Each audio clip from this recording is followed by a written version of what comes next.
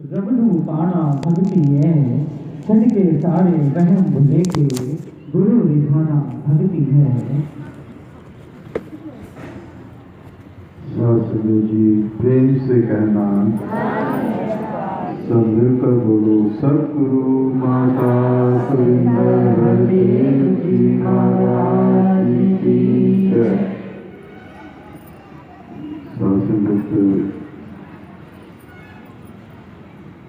आज लक्ष्मी का तालाब पहली बार यहाँ सत्संग मनाने का मौका मिला। बाबा जी की कृपा से यहाँ पर आज ये खूबसूरत नज़ारा देखने को मिल रहा है। तो संगत यहाँ महात्माओं ने कहा कि यहाँ ब्रांच रजिस्टर हो जाए। दास पूरा प्रयास करेगा जल्दी से जल्दी ब्रांच रजिस्टर हो।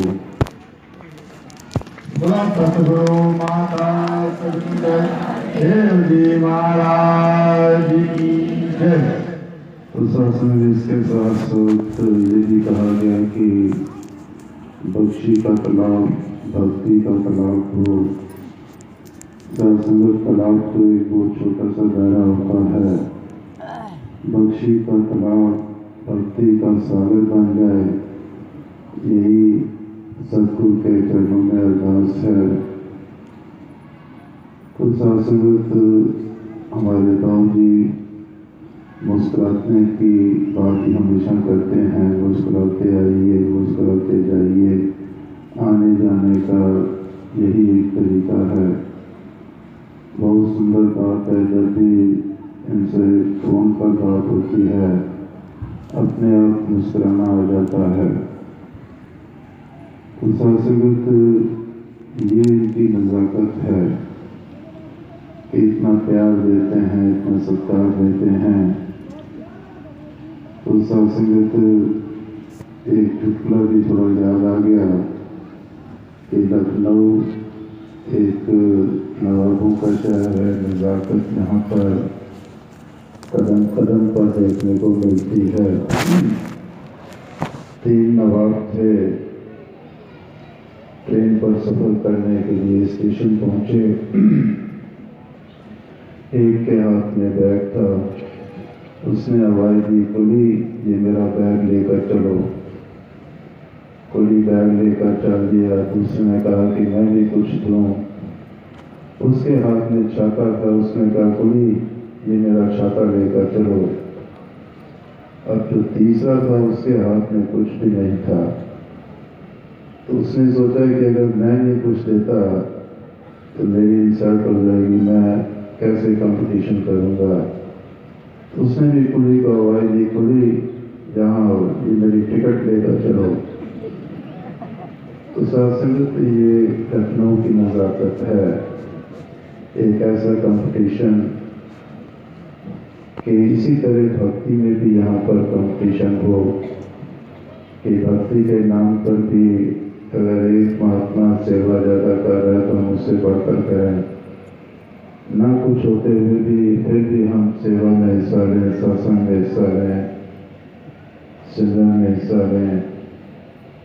तो सत्संगत लखनऊ शहर की भक्ति भी देखने वाली है। एक एक संत महात्मा बड़े मन से प्यार से हृदय से भक्ति कर रहा है, सत्संग कर रहा है, सेवा सिमरन सत्संग। कभी भी कोई आवाज़ आती है सेवा की, सब एक साथ इकट्ठे होकर सेवा के लिए आगे आ जाते हैं।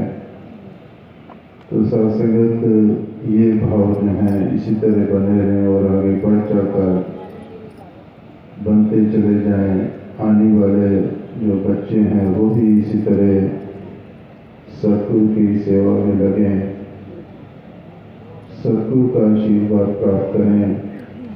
सत्संगत जब बच्चे, इसीलिए कहा जाता है कि बच्चों को भी सत्संग में लेकर आया करें, क्योंकि जब वो सत्संग में आएंगे कुछ न कुछ ये संस्कार सत्संग के और अच्छे सुंदर विचार उनके मन के अंदर बैठेंगे। क्योंकि बच्चों का मन बड़ा कोमल होता है, हृदय बड़ा कोमल होता है। जिस तरह इनको आप ढालना चाहोगे, जिस तरह आप इनको बनाना चाहोगे, उस तरह की ये बन जाएंगे। जैसा हम इनको वातावरण देंगे, उसी तरह के वातावरण के अनुसार ये अपना जीवन जिएंगे। तो सत्संगत बात भक्ति की है और हुक्म के अंदर रहने की बात है। इस श्लोक में भी ऐसे आए कि भक्ति लोकी अजय न समझे रावनु पाना भक्ति है, छटके सारे वहम को लेके गुरु भी जाना भक्ति है। सत्संगत बहुत से महात्माओं के विचार भी आपने सुने, गीत भी सुने। सबने कहीं ना कहीं भक्ति की बात की, गुरु की बात की, निरंकार की बात की, धर्म की बात की। तो सत्संगत ये इसीलिए कर रहे हैं, इन्होंने इस परमात्मा को जाना हुआ है। एक ही ब्रह्म है, जिस ब्रह्म को इन्होंने पहचान लिया है। ये जानने के बाद इसकी इबादत कर रहे हैं, इसकी भक्ति कर रहे हैं, इसकी प्रार्थना कर रहे हैं, इसके आगे नतमस्तक होते हैं। तो सत्संगत अवतारवाणी के श्लोक में यही बात कही गई कि किस प्रकार से हम भक्ति कर रहे हैं, लोग किस तरह से भक्ति कर रहे हैं। पूजा पाठ कर्मकांड में लगे हुए हैं, सुबह शाम पूजा पाठ हो रही है, ग्रंथों पर शब्दों का उच्चारण हो रहा है और उसी को अपना कर्म समझ के, भक्ति समझ के उसी में लीन है। और जिसकी पूजा कर रहे हैं, जिसकी आराधना कर रहे हैं, जिसकी इबादत कर रहे हैं, जिसकी प्रार्थना कर रहे हैं, उसको जानते नहीं। तो सत्संगत देखा जाए, अगर आप किसी से भी पूछें कि परमात्मा कौन सा है, तो कहेंगे कि उसको किसी ने देखा नहीं, वो तो ऊपर है, नीले छतरी वाला है। वही बात किसी और धर्म के इंसान से पूछे तो वो भी यही जवाब देगा। तीसरे धर्म वाले से पूछे, वो भी यही जवाब देगा। कौन सा है ये नहीं पता। और सत्संगत किसी से ये कहा जाए कि मेरा परमात्मा तुम्हारा अल्लाह अलग अलग है, उसका भी जवाब नहीं। फिर कह देंगे नहीं, है तो एक ही नाम, अलग अलग हैं। भाषा के अनुसार नाम रखती है, धर्म के अनुसार नाम रखती है। किसी ने ईश्वर कह दिया, किसी ने अल्लाह कह दिया, किसी ने गॉड कह दिया, किसी ने वाहिगुरु कह दिया, किसी ने बुद्ध कह दिया। तो सत्संगत मानते सभी यही हैं कि परमात्मा एक है। इसलिए मानते हैं कि सभी 5 तत्व से बने हुए हम हैं। कोई भी ऐसा नहीं कि जो 5 के 6 या 7 या 4 तत्व का बना हुआ हो। जब एक ही परमात्मा बनाने वाला है तो हम उस एक को जानने का प्रयास नहीं करते। हम धर्म के नाम पर झगड़े कर रहे हैं कि मेरा धर्म बड़ा है, तुम्हारा धर्म छोटा है। मैं अपने धर्म का जुलूस निकालूंगा तो तुम उसमें नहीं आ सकते। तुम मेरे इस मोहल्ले से मेरे अपने जुलूस को नहीं निकाल सकते। दीवारों में बांटा हुआ है धर्मों को। तो सत्संगत जब भगवान को हम बांटने की, परमात्मा को बांटने का प्रयास करते हैं तो हम परमात्मा के नजदीक नहीं होते, क्योंकि ये कभी बांट नहीं सकता। ये सब शक्तिमान है, सब व्यापक है, कण कण में है, जरे जरे में है।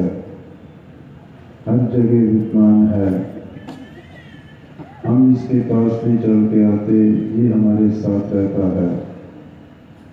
तो संगत जब इसकी हर मजहब के ग्रंथों में इसकी परिभाषा दी हुई है, इसको हवा उड़ा नहीं सकती, पानी भिगो नहीं सकता, अग्नि जला नहीं सकती, शस्त्र काट नहीं सकता। तो सत्संगत ऐसे परमात्मा की हम खोज क्यों नहीं करते? चाहे वो हिंदू धर्म हो, चाहे मुस्लिम धर्म हो, चाहे ईसाई धर्म हो, चाहे सिख धर्म हो, चाहे बौद्ध धर्म हो, सबके पास एक ही ज्ञान था अपने समय में। लेकिन जब धर्म के नाम पर अलग अलग शाखाएं बन जाती हैं, अलग अलग धर्म बन जाते हैं, अलग अलग समुदाय बन जाते हैं, तो वो फिर एक दूसरे के साथ मिलने के बजाय आपस में लड़ाई करने का काम कर रहे हैं। धर्म के नाम पर खून बहाया जा रहा है। आज निरंकारी मिशन खून को बहाने की जगह खून उन लोगों के लिए दे रहा है जिनका खून से जीवन बच सकता है। और सत्संग का निरंकारी मिशन वर्ल्ड में सबसे ज़्यादा ब्लड डोनेट करने वाला मिशन है। और इसलिए कि सतगुरु के हुक्म के अंदर रहते हैं। सतगुरु के का एक हुक्म आता है, एक आवाज़ आती है, सभी संत महात्मा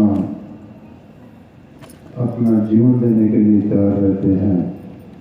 तो सत्संगत ऐसी है सतगुरु की सिखलाई कि दूसरों का भला करने की बात करते हैं, क्योंकि सतगुरु ने ऐसा सिखाया है कि हमने दूसरों का भला करना है। जब भी मांगते हैं तो सबके लिए भला मांगते हैं। ये नहीं कहते कि मेरा ये भला हो जाए, मुझे ये चीज़ मिल जाए, मुझे ये वस्तु मिल जाए। तो सत्संगत जो वस्तुएं मांगते हैं, कभी ये नहीं सोचा कि जो भी मैं वस्तु मांग रहा हूँ वो वस्तु मेरे किस काम की है, क्योंकि कोई भी वस्तु साथ जाने वाली नहीं, हर वस्तु यहीं रहने वाली है। हर चीज जहाँ पर रहने वाली है। कहते हैं कि भरोसा पल का नहीं, समान 100 साल का इकट्ठा कर रहे हैं। पल का तो भरोसा नहीं है कि मेरी आने वाली अगली सांस मेरी अपनी है या नहीं है, लेकिन प्लानिंग जो है 100 साल की है। 100 साल का सामान इकट्ठा हो जाए तो सत्संगत सिकंदर ने भी बहुत सा सामान इकट्ठा किया। सामान कैसे? उसने लड़ाइयाँ कर करके लड़ाइयाँ जीत के बहुत सारे दान दौलत, हीरे जवाहरात और कितनी ज़मीन उसने जीत ली, सब इकट्ठा कर लिया। लेकिन सत्संगत अंत में जब उसका आने वाला था, बीमार हो गया, कहानी लंबी है। तो जब बीमार हो गया तो उसको ये पता लग गया कि मैं बचूंगा नहीं। तो उसने अपने सेवकों से, अपने मंत्रियों से कहा कि जब मेरा शरीर, जब मेरी मृत्यु हो जाए तो मेरे जनाजे से दोनों हाथ बाहर निकाल देना। तो सत्संगत दोनों हाथ उसके बाहर निकाले, इसलिए कि मैं खाली हाथ आया था और खाली हाथ जा रहा हूँ। लेकिन सत्संगत जो संत होते हैं ये खाली हाथ नहीं जाते, आते तो खाली हाथ हैं लेकिन जाते नहीं खाली हाथ। ये ज्ञान को अपने साथ लेकर जाते हैं और इस जीवन में ऐसा कर्म करके जाते हैं कि संसार में उनका नाम होता है, संसार उनको याद करता है। तो सत्संगत संत कभी खाली हाथ नहीं जाते। तो सत्संगत इस भक्ति के लिए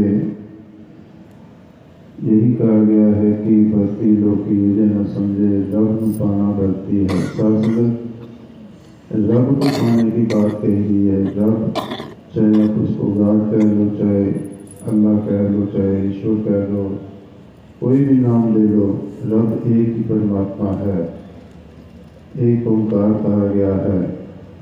इस अवस्था में जब एक है तो फिर हम अनेक में क्यों उलझे हुए हैं? इस एक की जानकारी करना हमारा ये इस मानव जन्म में आकर इसकी प्राप्ति करना एक कर्म है। जब ये कर्म पूरा हो जाता है, बाकी फिर कुछ करने को नहीं रह जाता। इसी की प्राप्ति के लिए ये जन्म हमें मिला। बड़े भाग्यवान जिसकन पावा सब दुर्लभ सत्ग्रंथन गावा। सभी ग्रंथ ये कह रहे हैं कि इस मनुष्य जन्म में ही परमात्मा की पहचान हो सकती, परमात्मा को जाना जा सकता है। कहा भी गया है कि अपने स्वरूप को जान हे मन, तो अपने निज स्वरूप को जान। निज स्वरूप किसका बना हुआ है? किसने दिया है ये निज स्वरूप? कौन हूं मैं, ये जानने का प्रयास करो। आत्मबोध करने की बात कहते हैं, सेल्फ रियलाइजेशन, अपने आप को जानने की बात कहते हैं। भगवान राम ने भी यही प्रश्न किया था वशिष्ठ जी से, जब उनके द्वार पहुंचे, दरवाजा खटखटाया तो अंदर से आवाज आती है कि कौन है? तो भगवान राम भी कहते हैं कि यही तो मैं जानने आया हूं कि मैं कौन हूं। तो सत्संगत, ये गुरु से जब ज्ञान मिलता है तभी अपने आप की पहचान होती है, क्योंकि परमात्मा का अंश हमारे अंदर आत्मा है जो हमारे इस शरीर को चला रहा है। बाकी संसार में तो सब परिवर्तनशील है। बच्चे के रूप में हम जन्म लेते हैं, उस वक्त हमारी लंबाई 1.5 फुट होती है। उसके बाद जैसे जैसे पालन पोषण होता है और बड़े होते हैं, फिर जब वयस्क हो जाते हैं तो लंबाई और बढ़ जाती है। हर स्टेज में परिवर्तन हो रहा है। हम एक समान नहीं कभी रहे, क्योंकि ये शरीर एक समान नहीं रह सकता। संसार की कोई भी वस्तु जो है वो एक समान नहीं रह सकती। जितना कुछ भी हम इन आंखों से देखते हैं सभी परिवर्तनशील है। कोई भी एक तरह का रहने वाला नहीं, चाहे वो नदियां हों, पहाड़ हों, पेड़ पौधे हों, जीव जंतु हों, सभी का एक न एक दिन अंत है। किसी की आयु कम है, किसी की आयु ज़्यादा है। एक अंदाज़ा लगाते हैं कि एक एवरेज आयु कितनी एक जगह की है, किस देश की एवरेज आयु कितनी है। तो संस्कृत, लेकिन ये कोई भरोसा नहीं कि आने वाला सांस अपना है या नहीं है। जब भरोसा नहीं है, और ये जन्म भी हमें इस काम के लिए मिला है कि हम इस जन्म में अपने आप को जान सकते हैं, परमात्मा को देख सकते हैं, जिसके लिए मुझे ये जन्म मिला है। तो फिर हम क्यों सोचते हैं, क्यों भटकते हैं, क्यों नहीं ऐसा सोचते कि किसी से इसकी जानकारी हो सके। प्रयास भी नहीं कभी करते कि इसको कहाँ से पाया जा सकता है।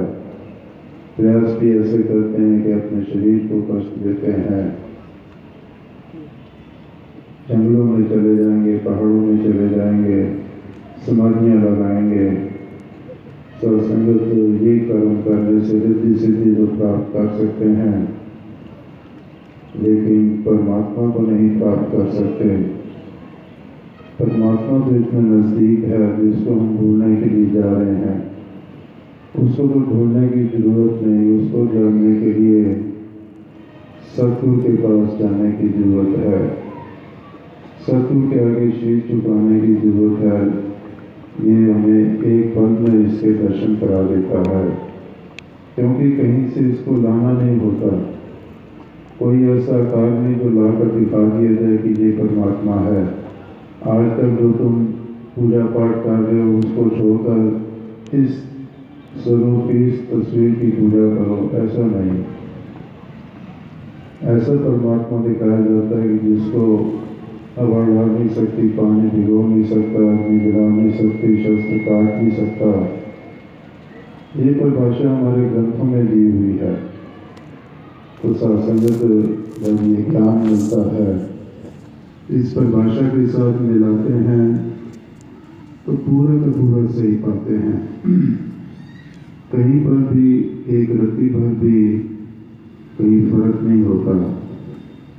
तो सत्संगत ऐसे परमात्मा की जानकारी यहाँ दी जाती है, क्योंकि आत्मा का काम है परमात्मा से मिलना। अगर इस जन्म में आज ना मिल पाए तो फिर 84 लाख योनियों से निकलते हुए दोबारा मानव जन्म जब मिलेगा तब इसको प्राप्त कर पाएंगे, तब भी कोई जरूरी नहीं।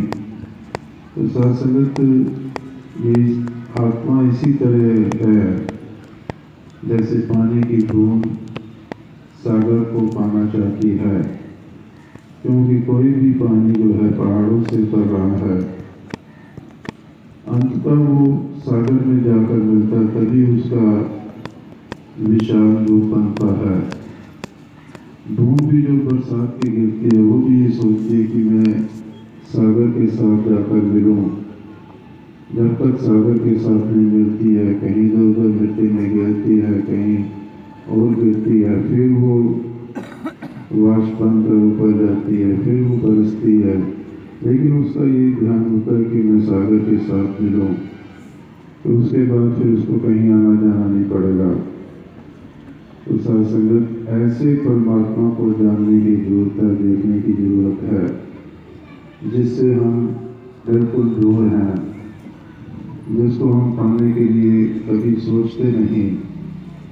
अगर कहा जाता है कि इस परमात्मा को आकर देख लो, तो आगे से यही जवाब मिलता है कि अभी इतनी जल्दी क्या है, अभी तो मैं पढ़ाई कर रहा हूँ, अभी तो मैं नौकरी करूँगा, मेरी शादी होगी, मेरे बच्चे होंगे, फिर उनके जिम्मेदारियाँ आ जाती हैं, इन बच्चों की अब शादियाँ कर लूँ, फिर वो शादियाँ भी हो जाती हैं, फिर कहते हैं अब बच्चों को भी मैं अपनी गोदी में खिला लूँ।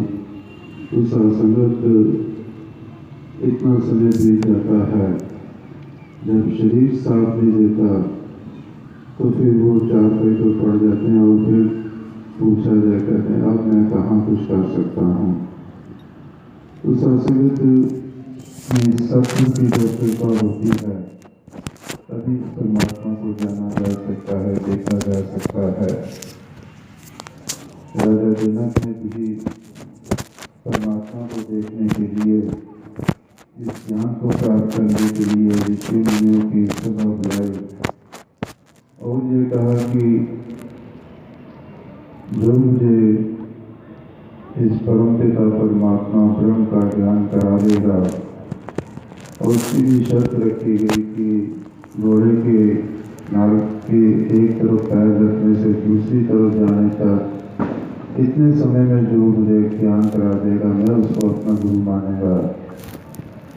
सारे ऋषि मुनि, बड़े पढ़े लिखे ऋषि मुनि सभी आए,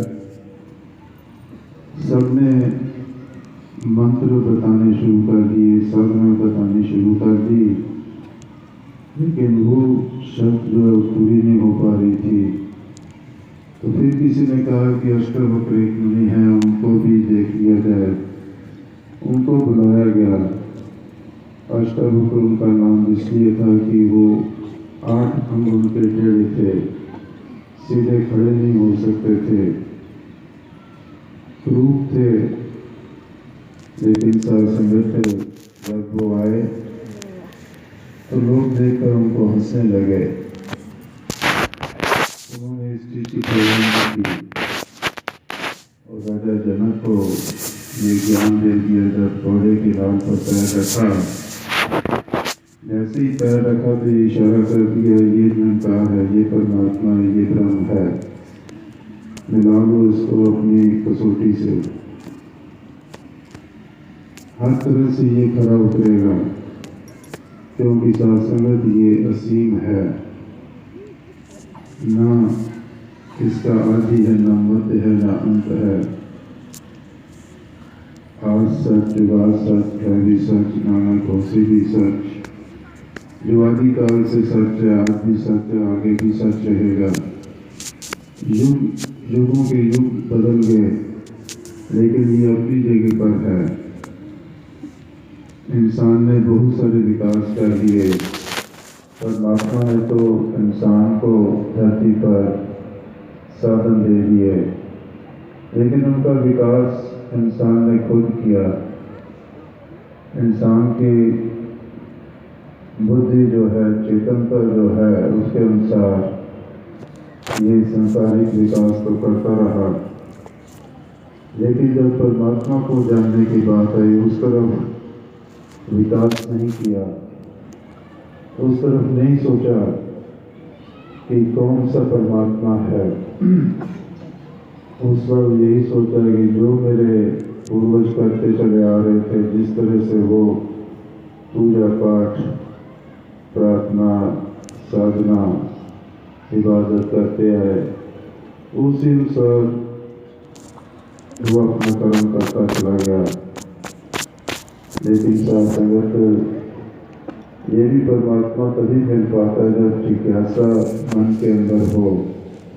अगर हमारे मन के अंदर जिज्ञासा नहीं है, इसको पाने की चाहत नहीं है, जबरदस्ती किसी को ले भी आए, ज्ञान भी दे दें, लेकिन उसका ध्यान नहीं इसके साथ जुड़ेगा, तो सत्संगत पहले सत्संग करें, आकर देखें, जिज्ञासा होनी चाहिए। भगवान कृष्ण ने भी कहा कि मेरे 4 प्रकार के भक्त हैं, अकाट भक्त, अर्थात भक्त, जिज्ञासु भक्त और ज्ञानी भक्त।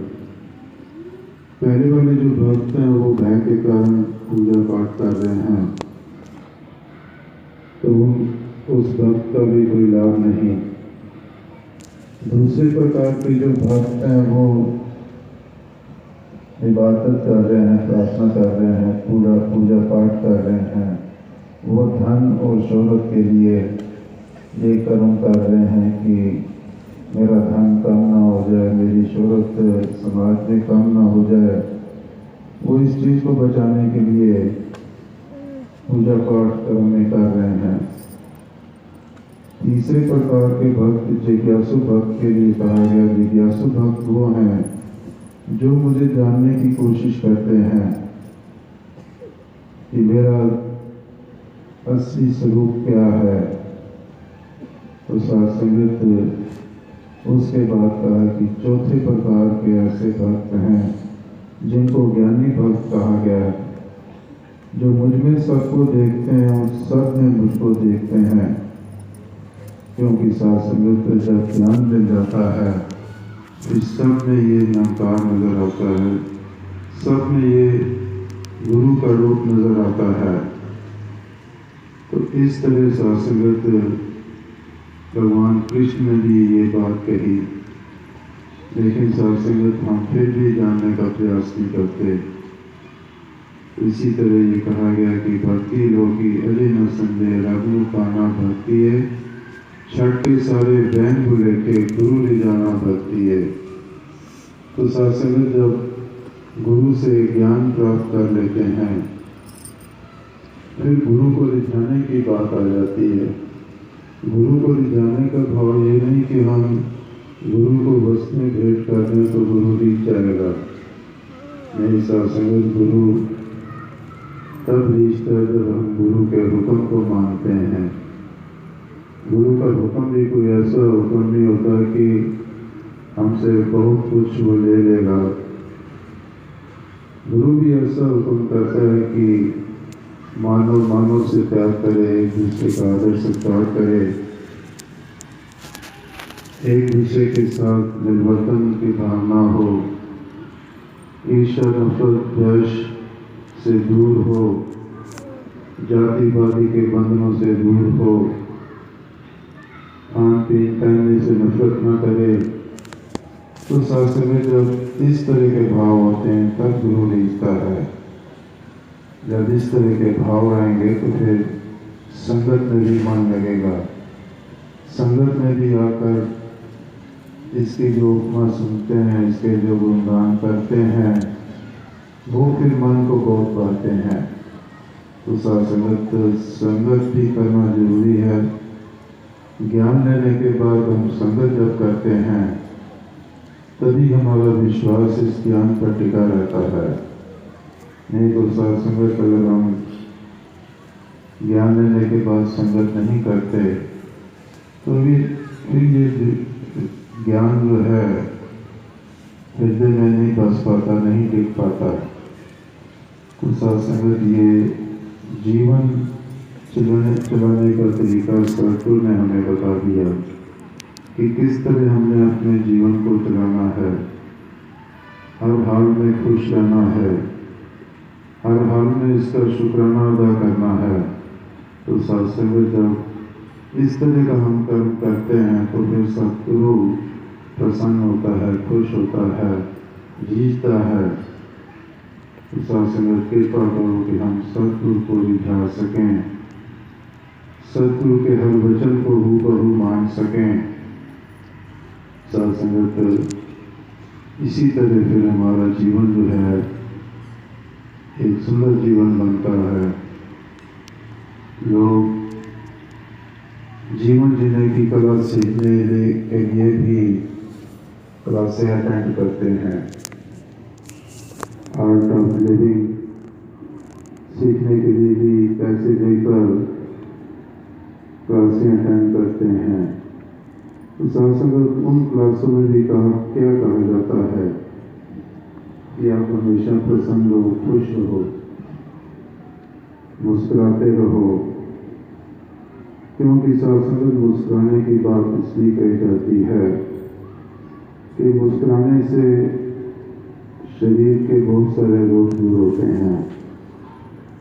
एक बच्चा जो छोटा होता है, छोटा बच्चा दिन में 24 घंटे में 300 बार करीब मुस्कुराता है। और बड़ा होने के बाद जैसे जैसे उसके ऊपर जिम्मेदारियां बढ़ती हैं, समाज के तनाव बढ़ते हैं, धन कमाने के तनाव बढ़ते हैं और कई तरह के तनाव बढ़ते चले जाते हैं। तो वो सत्संग 300 दिन में भी एक बार नहीं मुस्कुराना जानता। और फिर कहीं अगर वो मुस्कुरा भी देता है तो ऐसा ड्रामा लगता है ये मुस्कुरा रहा है कि डरा रहा है। तो सत्संगत सतगुरु ने तो हमें मुस्कुराना सिखाया है कि हर हाल में खुश रहना है। कैसी भी स्थिति एक जैसी रहे मनोस्थिति, जब एक जैसी मनोस्थिति होगी तो कोई भी दुख गम में नहीं बदलता, कोई भी सुख बहुत ज़्यादा खुश होने के लिए नहीं कहता। क्योंकि सत्संगत सुख जो है ये भौतिक साधनों का सुख है। अच्छा घर हो गया, गाड़ी होगी, नौकर चाकर हो गए, अच्छे सोने के स्थान हो गए, अच्छे कमरे बन गए, ये तो धन कमा कर सब कर लेते हैं। लेकिन सुख की नींद नहीं उन गद्दों पर आएगी। उसके लिए फिर उनको गोलियां खाकर सोना पड़ता है। तो सत्संगत गुरु के चरणों में आकर इन सब चीज़ों से दूर हो जाता है इंसान। फिर हर हाल में सुख ही सुख नजर आता है, आनंद ही आनंद नजर आता है। तो ऐसी कृपा करता है सदगुरु कि हर हाल में खुश रहना आ जाता है। फिर भी हमने मांगना है तो इसी से मांगना है, और कोई हमारे पास ऐसा रास्ता नहीं कि कहीं और जाकर कुछ मांगे।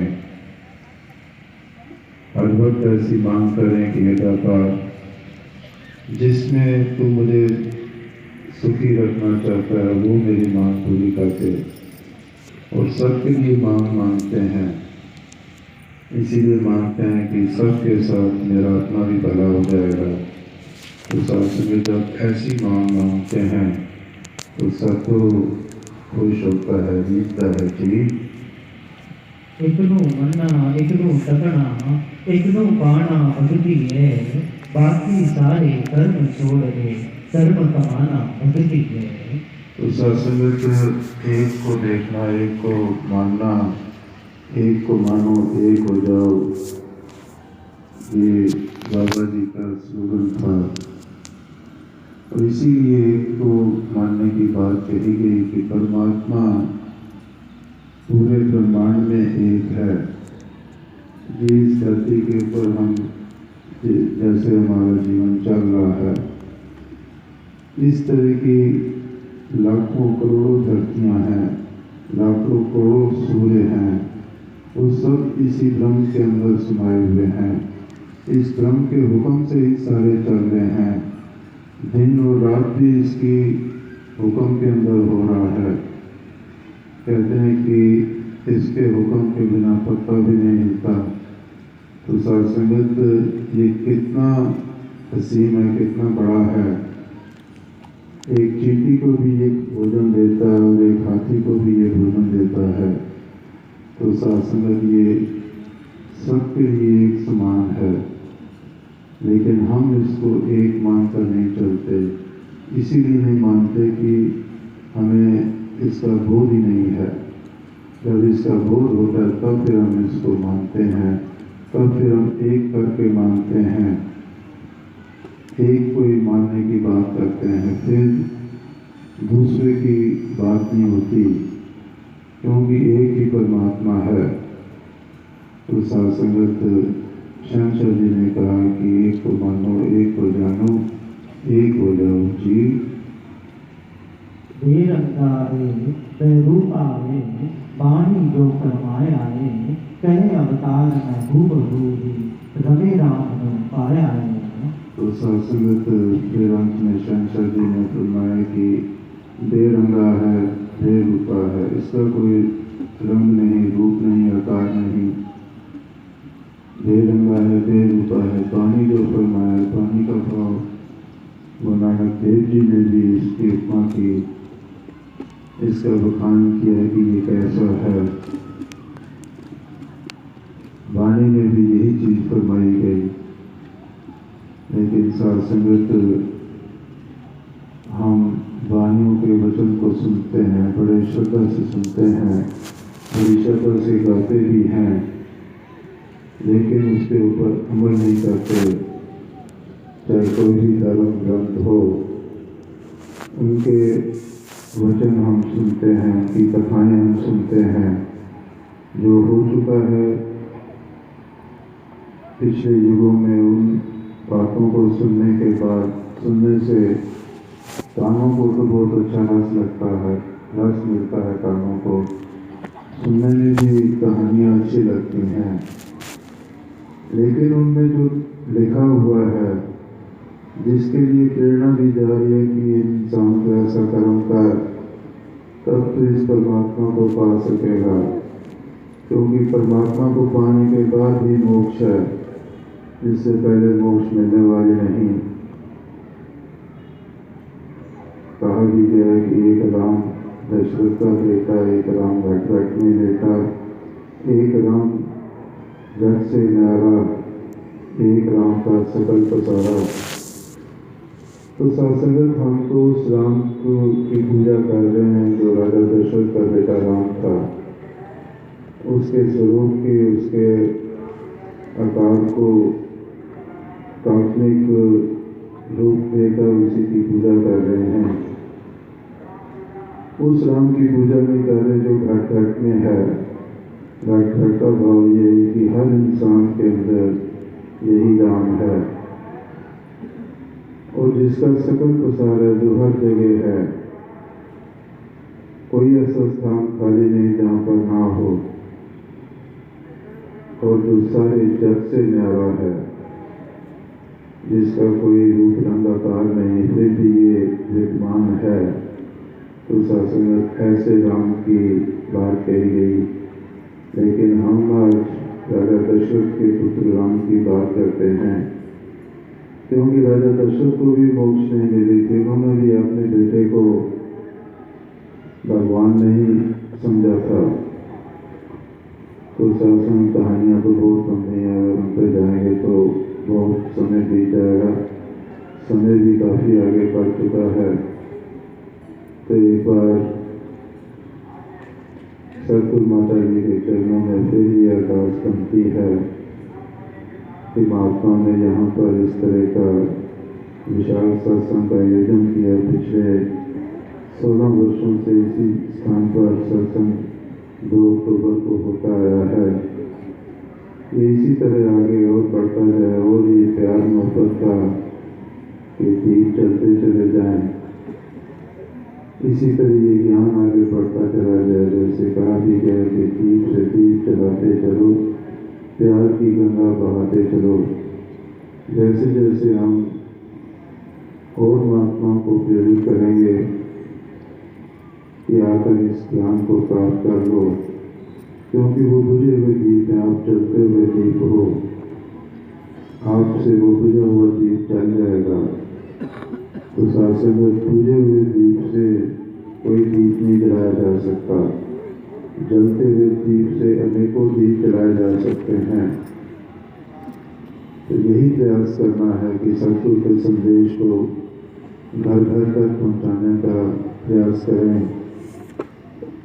अपने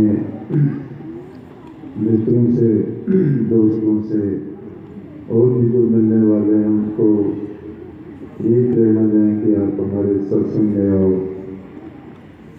आप सत्संग में आओगे इस परमात्मा को जान पाओगे। तो सत्संगत ये हम सबका कर्म है जो सतगुरु ने हमें दिया है। इसी से सतगुरु रिझता है। सतगुरु को रिझाने की बात भी इसीलिए की जाती है कि कबीर जी ने भी कहा कि गुरु गोविंद दोनों खड़े किसके लागू पाए, बलिहारी गुरु अपने जिन गोविंद योग लगाए। कि गुरु का स्थान अहंकार से भी ऊंचा है। तो सत्संगत हमने गुरु के हुक्म को मानना है। गुरु के हर वचन को मानकर हम अपने जीवन को सुंदर बना सकते हैं। सुंदर वस्त्र पहनने से जीवन सुंदर नहीं बनता। सुंदर विचार हों, सुंदर भाव हों, प्यार प्रीत नम्रता वाले भाव हों, तो सत्संगत जीवन सुंदर बनता है। तो सत्संगत जितनी भी ये जीवन की यात्रा है, ये एक सुंदर यात्रा बन जाए, सुखद यात्रा बन जाए, हर तरह से आनंदित यात्रा हो। कभी भी दुख हमारे नजदीक ना आए। हर अन्य प्रकार की कृपा से खुश रहना आ जाए। यही अरदास है, यही कामना सत्संग की कामना।